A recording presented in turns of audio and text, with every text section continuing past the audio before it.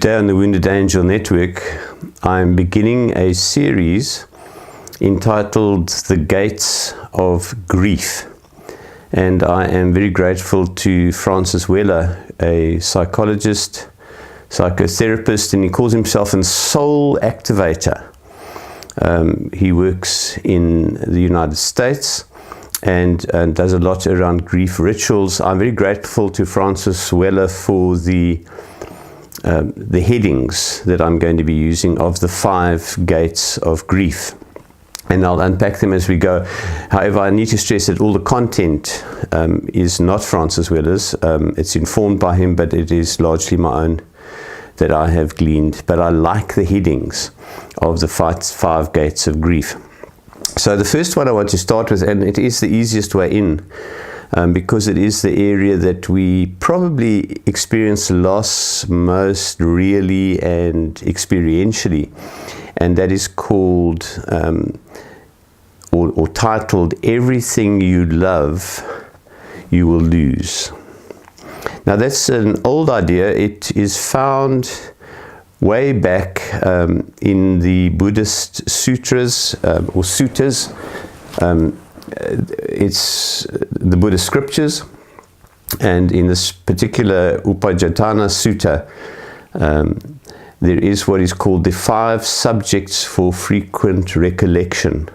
And part of those subjects for recollection are to remember that everything we love we will lose. And in Buddhist monasteries and communities, this sutta is chanted almost daily in many of the rituals. And it goes like this: I am of the nature to age, I have not gone beyond aging. I am of the nature to sicken, I have not gone beyond sickness. I am of the nature to die, I have not gone beyond dying. All that I have, beloved and pleasing, will become otherwise, will change, will be taken from me. Everything we love, we will lose. Now, at one level, that sounds incredibly morbid, but it is a very healthy psychological place to be, and a very healthy thing to contemplate. It's an instant cure, for example, for materialism, because you know that experience of buying something, of really wanting something, particularly something fancy like a motor vehicle, or in fact the camera that I'm speaking to now, and you plan and you plot and you purchase it, and then over a few years it dies, it becomes obsolete, it breaks. So what if we could begin our purchasing experience? Let's take a motor vehicle. If you should, whilst going to the showroom to look at the fancy car, at the same time picture in your mind that car compacted and crushed 10 or 15 years from now into a bundle of scrap metal that is going to be thrown back into a recycling furnace. That would change that excitement. And covetousness and graspiness that so often characterizes our consumerism. Remembering that even this body, all that I love, I will lose, will be taken from me. I was having a conversation with somebody recently, and they were telling me about their future self and how they were working on their future self. And it's a lovely image to visualize the person we are wanting to become. This person was still in the first half of life, under 40. And they kept talking about the future life, their future self. And I said to them, you do know that your future self is a corpse. It was quite a shock. But it's true. Just like that fancy motor vehicle will one day be a compacted cube of scrap metal, so to this body, my future self, my ultimate future self, is a corpse. I will die. Everything I love, I will lose. It's what the medievals called MEMENTO MORI. Remember your death. It's not morbid, it's realistic. and it adds a very useful perspective to our life. In the Greek peninsula, there is a very famous spiritual mountain called Mount Athos.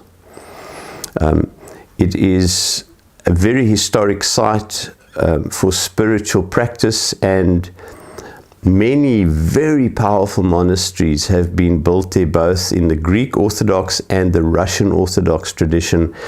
And these monasteries have over the years amassed vast financial wealth and very strong political influence in Greek politics. And so statesmen and leaders will come to Mount Athos and consult the abbots, and the abbots will wield quite a bit of power, not only over the community of monks, but also in political influence in the country of Greece.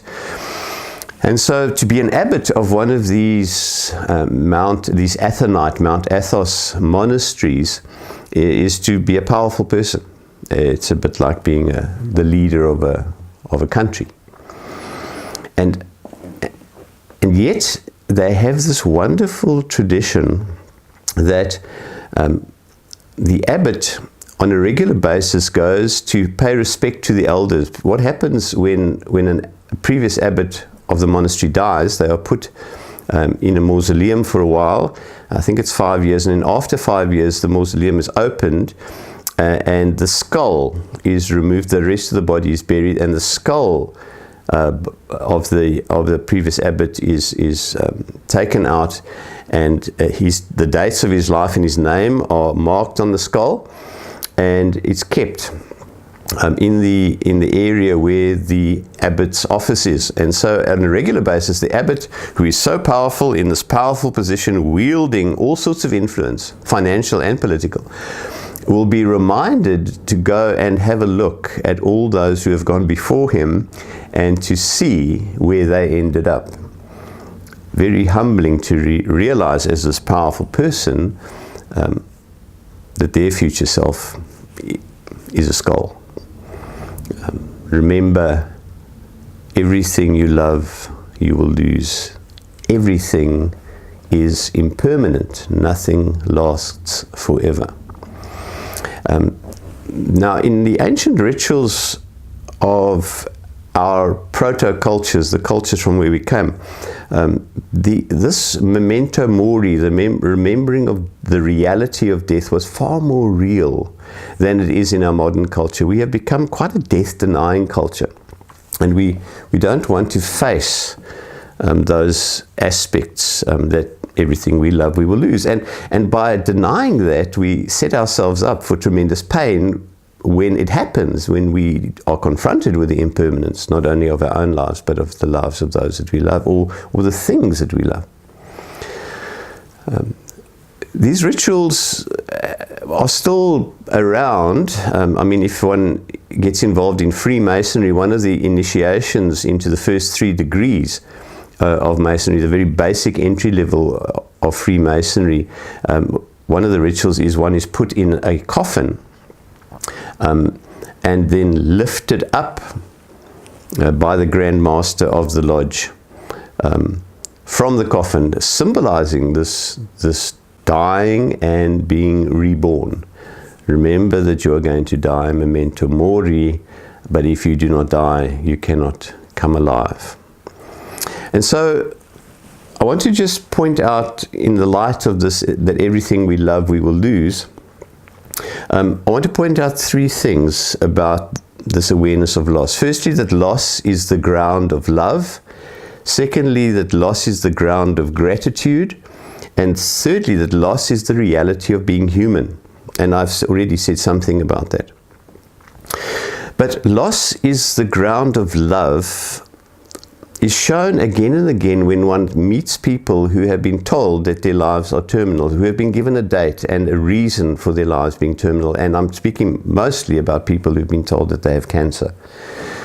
Speak to a person who knows that their lives are terminal, who knows that they are dying, and who have been given some idea of a date, of the shortness of their future self-life. and you meet somebody who is amazingly in love with life. Suddenly, every day becomes important. Suddenly, every moment is rich with color and vibrancy, because they're not sure how many more of those days they will have. In a similar way, remembering our own death makes us love the relationships we have all the more meaningfully, not clingingly as much as just noticing that this relationship with this person, with this pet, with this particular situation of my life that is so wonderful right now is going to end, and so my appreciation, rather than diminishing into depression, actually becomes more alive, like the cancer patient. Loss is the ground of love. I love more meaningfully when I recognize the impermanence of the object or the person of my love. Secondly, loss is the ground of gratitude. And it's linked back to that cancer patient's awareness, the MEMENTO MORI, remembering my own future self as a corpse. I become incredibly grateful for the way things are now, even if they're not pleasant, because even the unpleasant situations out of which I learn so much are also recognized to be impermanent. This will also change. Everything will change. That I love, I will lose, and that which I'm really not enjoying right now is also going to change. And so there comes a perspective of gratitude. I'm grateful for that which is pleasant now and pleasing. I'm also grateful that what is displeasing and unpleasant, my suffering, can also come to an end. In art, very often to highlight a particular study, one has to first sketch in what is called the negative space. The space that hasn't got definition. And when we sketch in the negative space, that which isn't going to be there, then you can begin to focus on what is there. In a similar way, in the way our minds work, if we can acknowledge the negative space, acknowledge the reality that non-being, that me being a non-being in the future, helps me then to focus on the being in this moment. It's like glimpsing the void and then appreciating that the void has not completely taken hold of us yet. Of course, one walks a very fine line here with depression. And we've already spoken in other talks about ecological grief and the pain and the suffering of seeing our whole planet groaning and dying. And one can very often become very cynical. The existentialist writer Albert Camus, writing after between the two world wars, had a very dark, sinister, cynical view in which he said, the only question that a human being has to ask themselves, the only meaningful question, is whether or not to commit suicide. Wow, that's pretty dark. But what he was hinting at is that without meaning, without looking at the reality of the impermanence, and grasping onto the meaninglessness of this life where everything ends, can make one quite suicidal. What's the point? Let's just give it all up.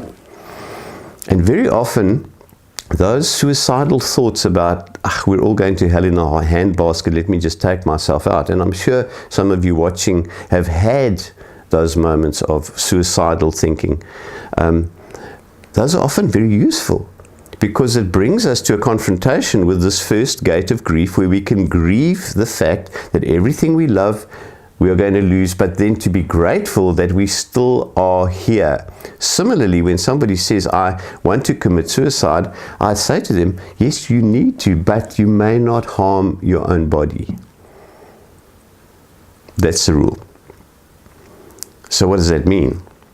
Well, in Shakespeare's tragedy King Lear, there's a very interesting character called the Earl of Gloucester. And if ever there was somebody who lost everything, it was the Earl of Gloucester. He was blinded, he was tricked out of his money. In a classic Shakespearean tragedy way, he loses literally everything. And Gloucester is desperate, and he says to his manservant, which he doesn't realize is actually his own son because he's blind, he can't see him. He says, I want to commit suicide, take me to the cliffs of Dover.